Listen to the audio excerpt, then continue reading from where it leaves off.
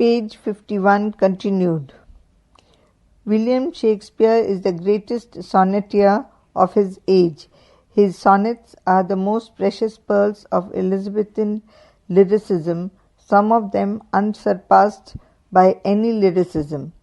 The majority of his sonnets were probably written in 1594, when Shakespeare had gained the patronage of the Earl of Southampton. The form he chose was not the Italian or the Petrarchan form. He preferred the pattern introduced by Surrey and ably employed by Spenser in his sonnets. It consists of 3 quatrains, each rhyming alternately, and rhyming couplet to conclude.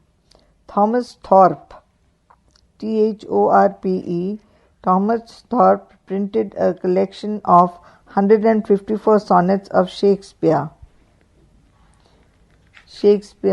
in 1609. End of page 51. Now page 52. It was dedicated to W.H. and to a dark lady whom the poet loved dearly. W.H. was probably his dear friend, the Earl of Southampton, of whom the dark lady suddenly became enamored. She caused rift between the poet and his friend. The poet makes every allowance for the man, his youth, his beauty, his attraction, and his inexperience. He prefers the companionship of his friend to that of the mistress. Quote, "But if the while I think of thee, dear friend, all losses are restored and sorrows end." Shakespeare's sonnets thus sincerely reveal an emotional crisis in his life. The autobiographical note is strongly marked in them. Wordsworth wrote, "With this key Shakespeare unlocked his heart." His sonnets are noticeable for beauty of images and flawless perfection of style and versification.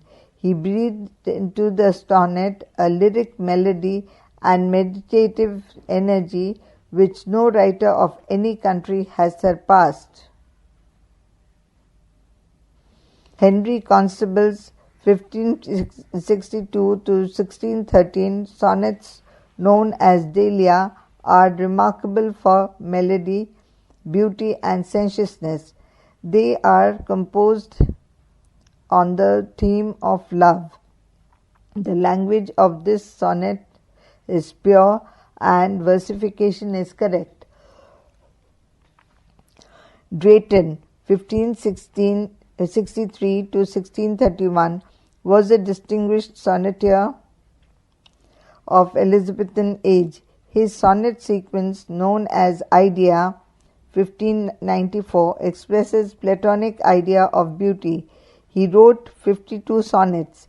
Drayton for the first time imparted dramatic element to sonnet writing. His sonnets suffer from artificiality and the lack of sincerity. His famous sonnet, A Parting, is a magnificent piece of verse, sheer in its handing, at once strong and restrained in its expression of passion. Lodge, Fletcher, and Percy also composed sonnets which are poor in stuff and purely imaginative in character. The age of Shakespeare was the golden age of sonnet. Each great poet contributed something new and significant to the art of sonnet writing. Prose.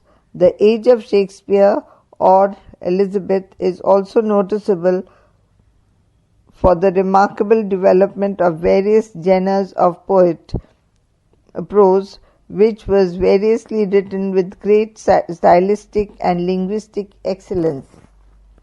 Early Renaissance prose. The prose of early Renaissance consists largely of translation. The writers of this period were educationists and reformers, rather than creative writers. Sir Thomas More, 1418 to 1535, a visionary and humanist, wrote Utopia in 1516 in Latin, which Ralph Robinson translated into English in 1551.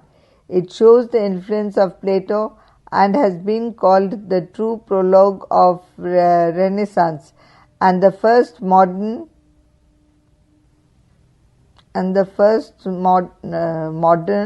monument of socialism. It is the earliest testament of democratic communism, people's state, elected government, equal distribution of wealth, and 9 hours of work a day.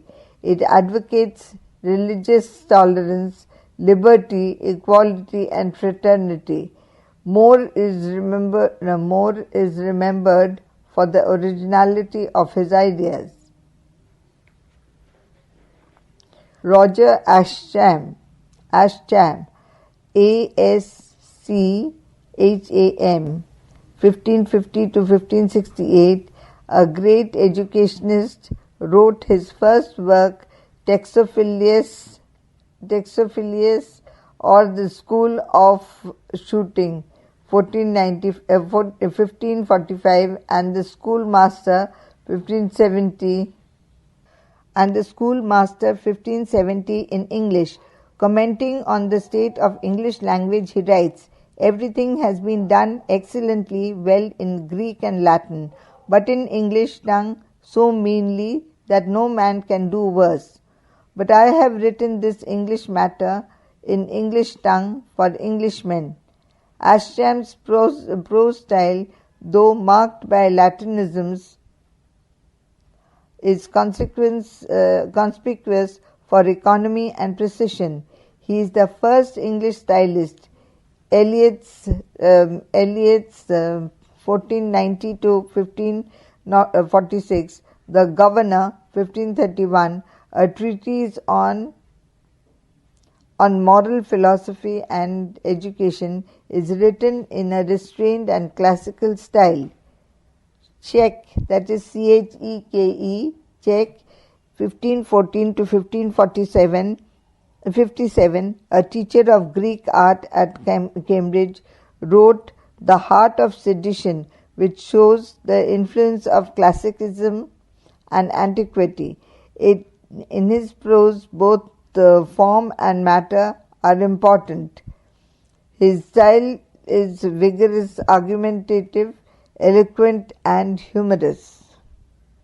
The essay which Montaigne began in France, Montaigne began in France, was a very popular prose during this period. The year 1597, when Sir Francis Bacon published his 10 essays, marks the beginning of the essay writing in England. Sir Francis Bacon, 1561 to 1626. Bacon, a man of versatile genius and achievements, wrote varied types of prose which is philosophical in the advancement of learning, 1605, historical in the history of Henry VII, 1622, and speculative in New Atlantis, 1626, which remained incomplete due to his death. Bacon's character was full of contradictions. Macaulay said that he was the supreme example of shining intellect, conjoined true and base moral nature.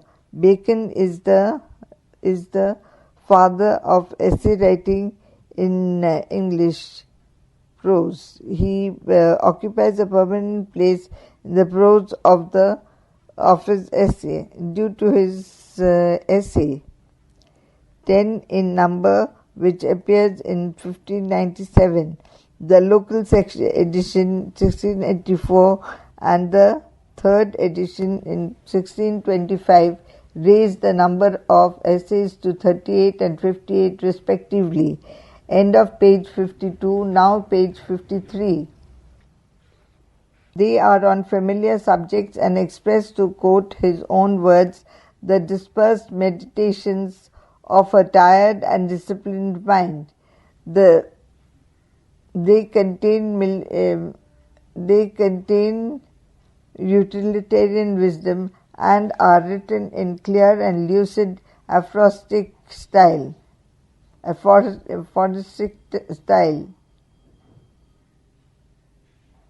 Bacon's essays are a record of his outlook on the world throughout the years of his active life. In his essay, Bacon writes, Reckitt imagines as a pioneer of a clear, sententious English that suggests rather than expounds, and bends dignity with familiarity in that pleasant and attractive manner which is the secret of the power of all our essays. His images and figures of speech are simple and clearly illustrate the idea of the whole idea that he wishes to communicate. His essays are argumentative and objective, not personal and subjective. Other essayists. Ben Jonson's essays are compiled in the Timber of Discoveries, posthumously published in 1641. His essays are aphoristic, like those of Bacon, and are moral and critical in nature. He treats a subject in a simple and plain manner. John Selden's Table Talk in 1689 abounds in sharp and acid-natured aphorisms. His other works are the Titles of Honour 1614 and the History of Titles 1618. Religious prose. Religious controversy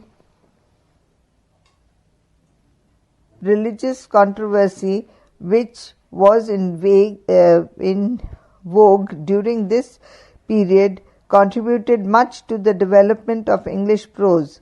Sir John Tyndale's 1484 to 1536, the translation of the Bible and the Common Prayer Book are written in simple, clear, lucid and direct style. Tyndale's aim was to make the Bible readable even to peasants. It formed the basis for the authorized version of the Bible in 1611. Richard Hooker, 1554 to 1600, wrote the Laws of Ecclesiastical Polity, 1594, a defense of the Church against the Puritans. S.A. Brooke writes, its style is grave, clear, and often musical. He adorned it with the fingers of poetry, but he used them with temperance, and the grand and rolling rhetoric with which he often concludes an argument is kept for its right place. On the whole, it is the first monument of splendid literary prose that he possesses. Prose romances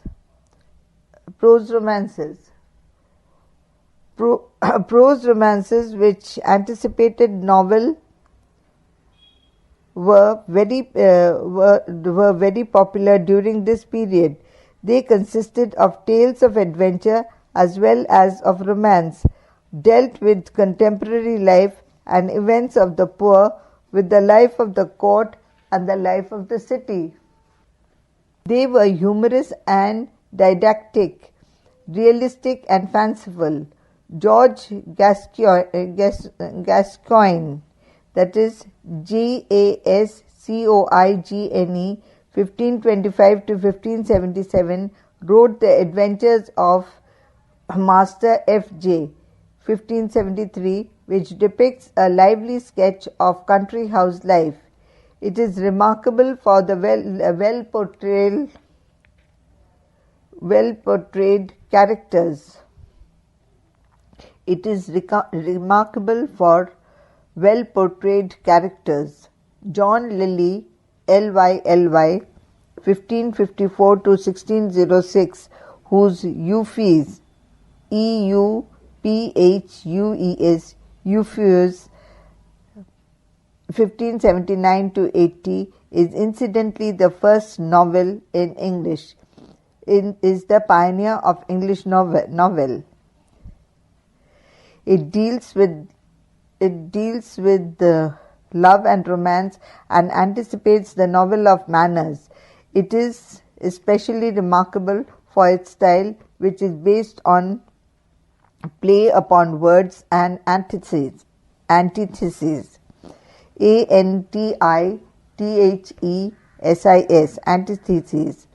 Lilly aimed at precision and emphasis by carefully balancing his words and phrases.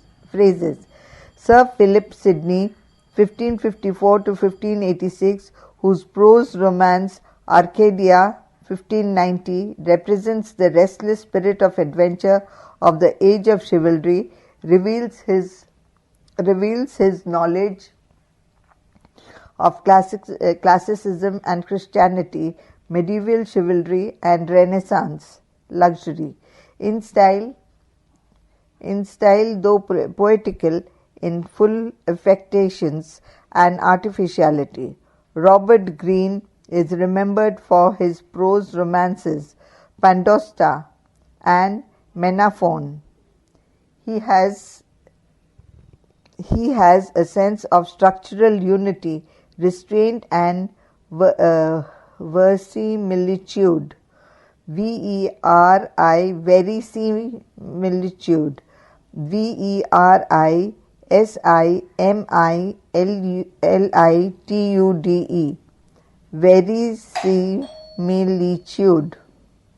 He has a sense of structural unity, restraint, but his style is imitative of Lilly.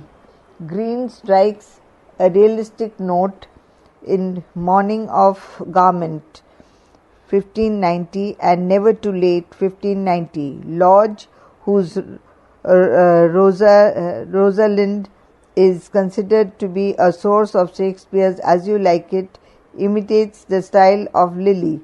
Thomas Nash, 1558 to 1628, is a pioneer of the picturesque novel in his famous work The Unfortunate Traveller or The Life of Jack Wilton, 1594, which depicts contemporary London life and its manners. The descriptions of respectable roguery are tinged with satire.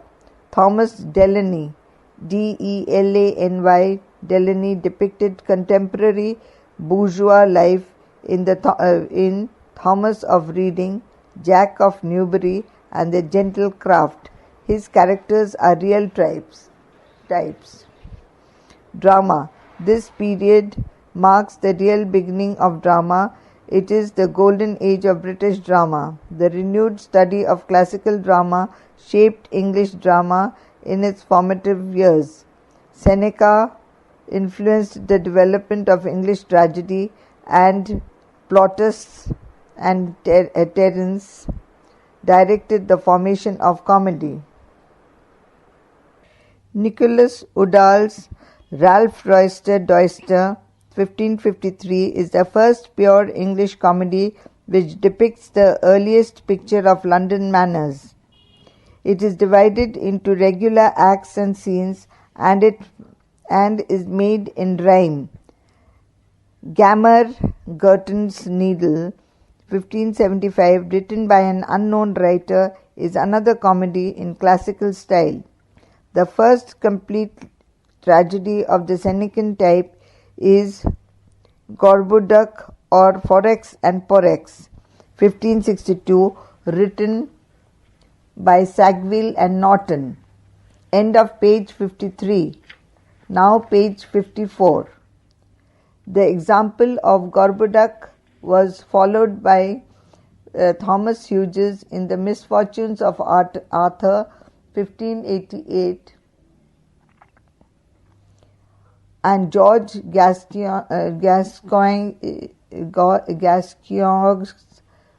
Jocasta, 1566, Gascoi, Gascoigne, Gne. These tragedies are Senecan both in style and treatment of theme. Another dramatic genre, tragicomedy, which combines lamentable tragedy with pleasant mirth, also emerged during this period. Some memorable plays of this type are Watstone's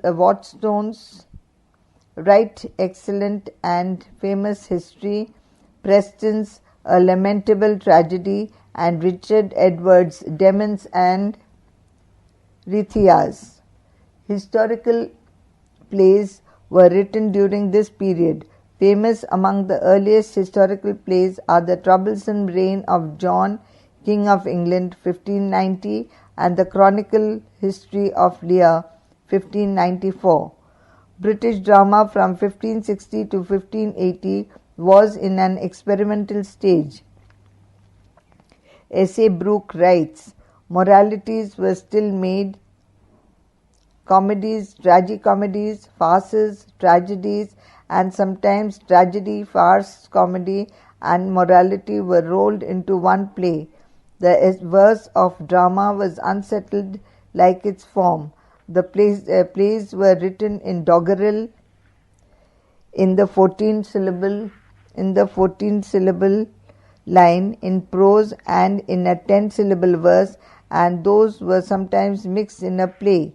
These plays were acted chiefly at the universities, the Inns of Court and the Court, and after 1576 by players in the theatres. Shakespeare arrived in London in 1586. At that time, only two theatres, the Theatre and the Globe, existed there. In 1578, Blackfriars Theatre was established and the Globe Theatre came into existence in 1599. The popularity of theatre contributed to the remarkable development of drama. The university wits. The next stage of the development of British drama ranges from 1580 to 1596. It includes the plays of Lilly, Peel, Green, Lodge, Nash Kidd, and Marlowe, known as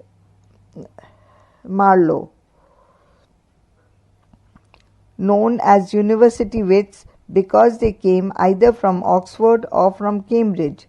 Commenting on the contribution of the university wits to British drama, Nicoll, Nicoll, writes, the classicalists had form but no fire. The popular dramatists had interest but little sense of form. Drama, that is to say, was struggling between a well-formed chill and structureless enthusiasm.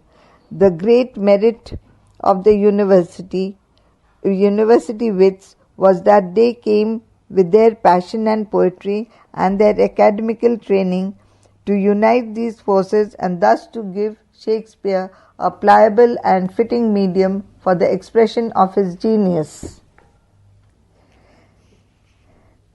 The great merit of the university wits was that they came with their passion and poetry and their academical training to unite these forces and thus to give Shakespeare a pliable and fitting medium for the expression of his genius.